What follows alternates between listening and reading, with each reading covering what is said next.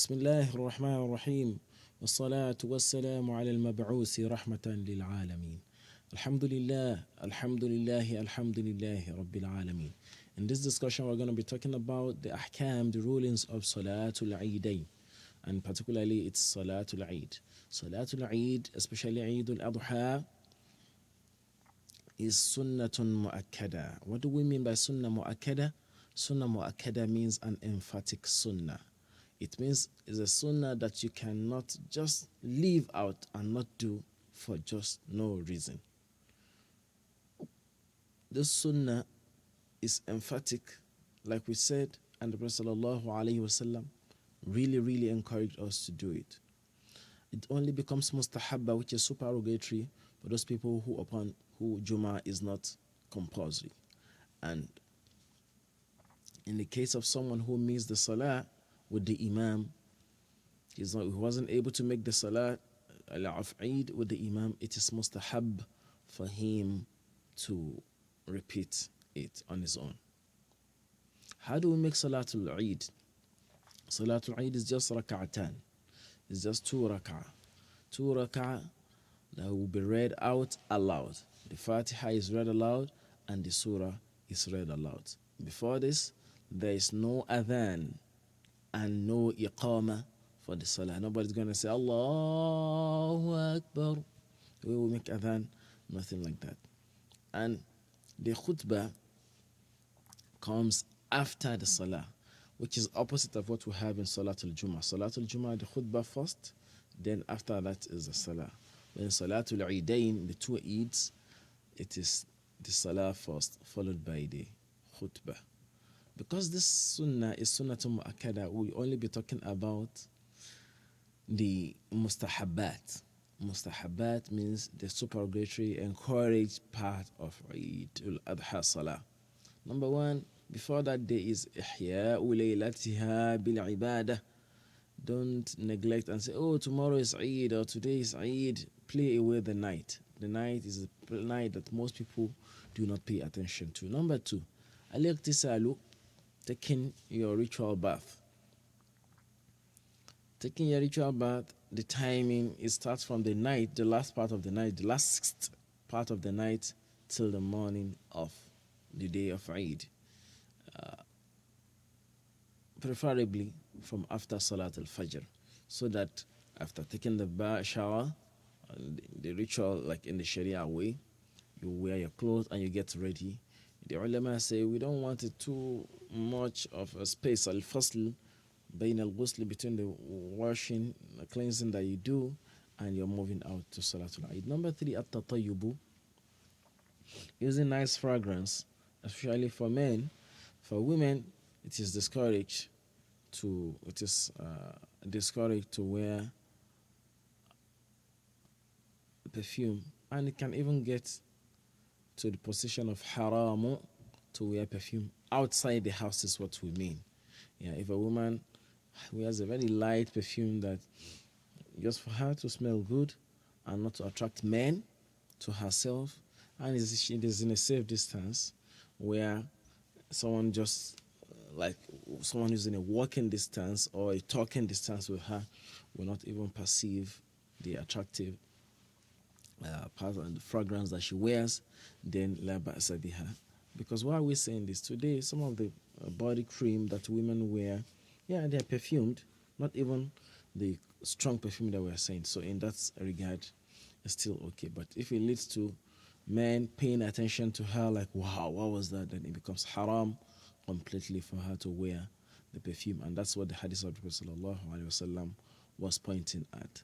So wearing nice clothes and a new cloth, nice and new clothing, perfumed, is mustahab.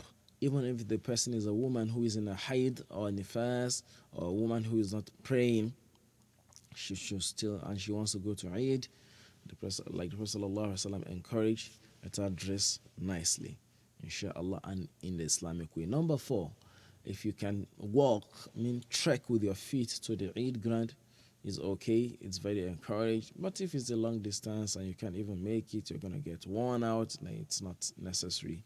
When you are coming back, you can ride a mount, as it is said. Number 5, returning through a different path. If you go, say, through route A to the Eid, when you are coming back, it's encouraged to take another route. So that ليشهد له في طريقين الملائكة, so that the malaika can be a witness for you on the day of Qiyamah. Number 6, it is encouraged that in Eid al-Adha, you don't eat anything before you go to the Eid. In Eid al-Fitr, it is encouraged that you eat something. So the encouragement that you don't eat something in Eid al-Adha where you slaughter an animal, you have not been fasting. So you just take that morning to keep up the food. And it is said that if possible, the first thing that you are taking to break that your early morning fast is a part of your udhiyah. But for those of you whose udhiyah will not even arrive from the farms until the evening, take whatever you can take. Ala barakatillah. Number 7, going out for Eid at the time that the sun is out, if your house is closed. Most of us mostly will be driving, so that should not be a problem. But for people, because usually there's supposed to be one big Eid, for people who are in smaller towns, who when they don't leave their houses early enough, they will miss the Eid, even if it's after Fajr or immediately after Fajr or even before Fajr, they can set out to Eid. Number 8, making takbir while you are going. For someone who is a musalli, someone who's going to be saying salah. For a woman who is not saying salah, who is in a hide, it may not be necessary. So saying takbirat, Allahu Akbar, Allahu Akbar, Allahu Akbar, Allahu Akbar, Allahu Akbar, Allahu Akbar. That's the minimum you can say. If you add the ones, Allahu Akbar kabir, alhamdulillahi kathira, wa subhanallahi bukratan wa asila. All of that too is good. You keep doing the takbir until the time of Salatul Eid. It's encouraged that you do your takbirat alone, but I encourage, like we say here, some of our kids do not know the takbir. While you are going in your car, say it together so that you can teach them how to say the takbirat. When you get to Eid and there's a speaker saying Allahu Akbar, Allahu Akbar, follow him instead of doing your own alone. That's the recommendation from the ulama. Number 9, and this is especially in Eid al-Adha, it is what to continue the takbirat for every salah for 15 salawat.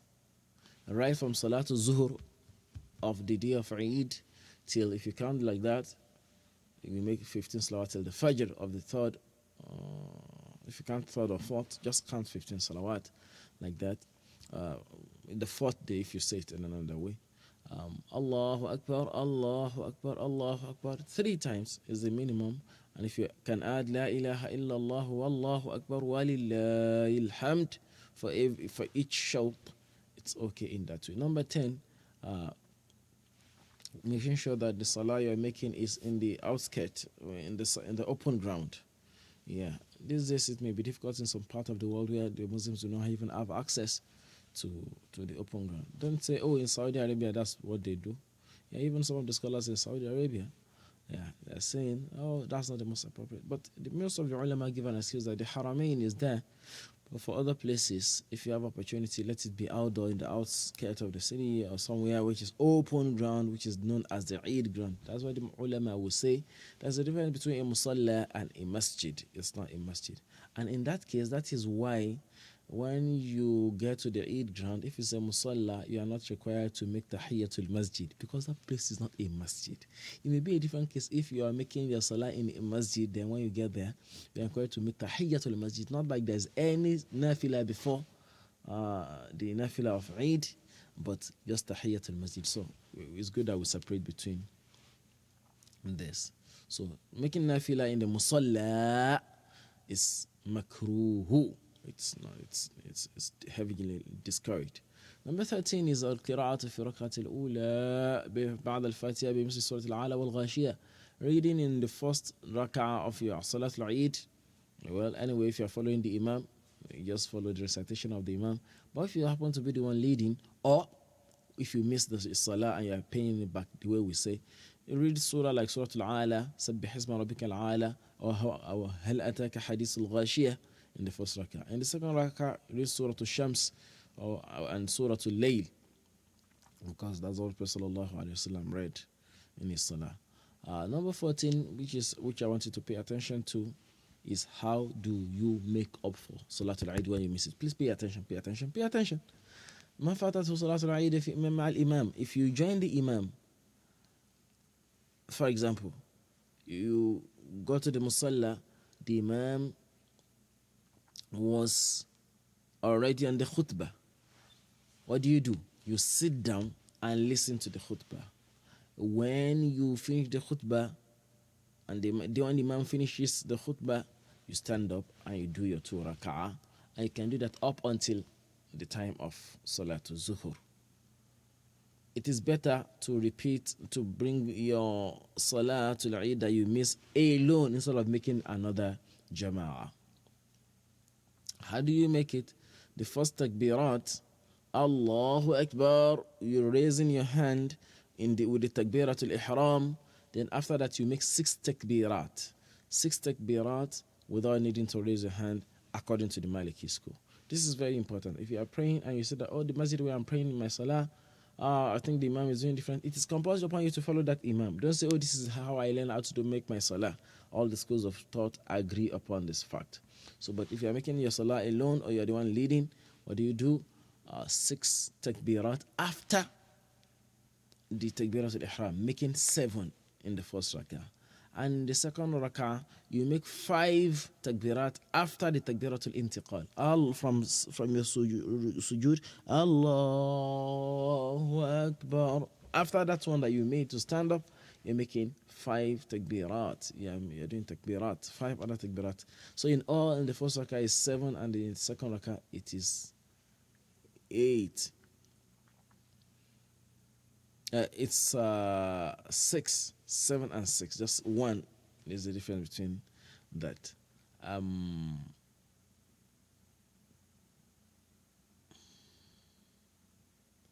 If the Imam, we say all the takbirat are sunnatun mu'akkada. We said that in a previous video. If you miss the takbir of one of the takbirat, the 7 that we said, or 6 after the takbirat al-ihram, and you remember, what do? You do the takbir as long as you have not gone to ruku', and you repeat the qira'ah, and you do sujood ba'da salam, which is ba'di. If you already went to ruku', which is bowing, before you remember that you missed that salah, anyway, you just do qabli for omission.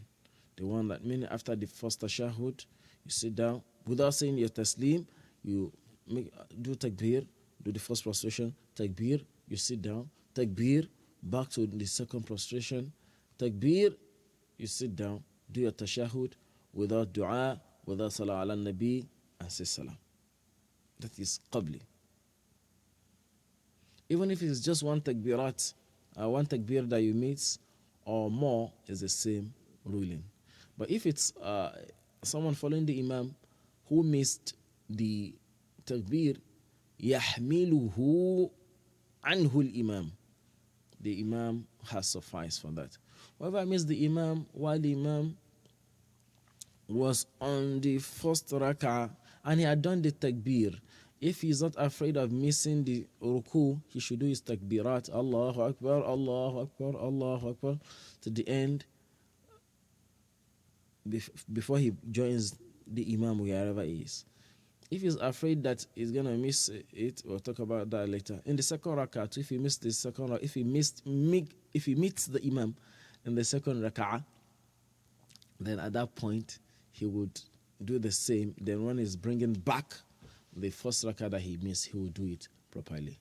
Whoever missed the Imam and the Imam was on the ruku position, he does not need to do the takbirati again, so that he doesn't miss the rak'ah. He just goes Allahu Akbar and Allahu Akbar to ruku, and he has nothing, la qada alayhi. He is not repeating anything after, because the Imam has carried it for him, Allahu Akbar, then it is sunnah also that which will be like the last one, to what? To listen to the khutbah of the Imam by listening, paying attention in the same way that we have said. هذا وصل اللهم وبارك على رسول الله وعلى آله وصحبه وذريته ومن والاه والسلام عليكم ورحمة الله تعالى وبركاته.